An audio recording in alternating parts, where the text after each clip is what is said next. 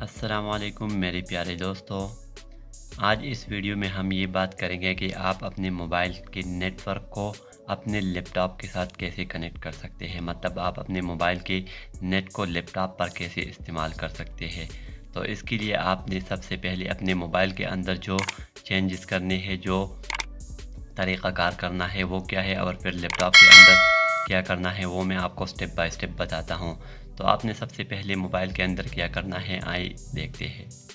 Mobile के अंदर आपने सबसे पहले अपने मोबाइल की डेटा को ऑन कर देना है। डेटा ऑन करने के बाद आपने अपने मोबाइल के हॉटस्पॉट को भी ऑन कर देना है। हॉटस्पॉट ऑन होने के बाद आपने उसके लिए एक पासवर्ड क्रिएट कर देना है। जिस तरह मैंने अपने हॉटस्पॉट के लिए ये पासवर्ड क्रिएट किया है 1 2 3 4 5 6 7 8। अब आपने क्या करना है, लैपटॉप में ये पासवर्ड देना है, फिर आपका मोबाइल जो है वो लैपटॉप के साथ कनेक्ट हो जाएगा।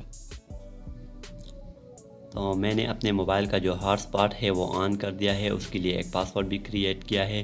अब लैपटॉप में मैंने जो कुछ करना है वो आप गौर से नोट कीजिए। आपको राइट जो कॉर्नर है इसमें सिग्नल का एक निशान दिख रहा होगा, आपने इस पर क्लिक कर देना है।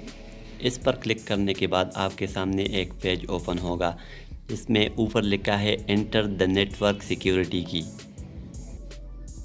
तो यहाँ पर आपने एंटर करना है अपना जो पासवर्ड है, जिस तरह मैंने क्रिएट कर दिया था 1 2 3 4 5 6 7 8। तो मैं उसको एंटर कर देता हूँ।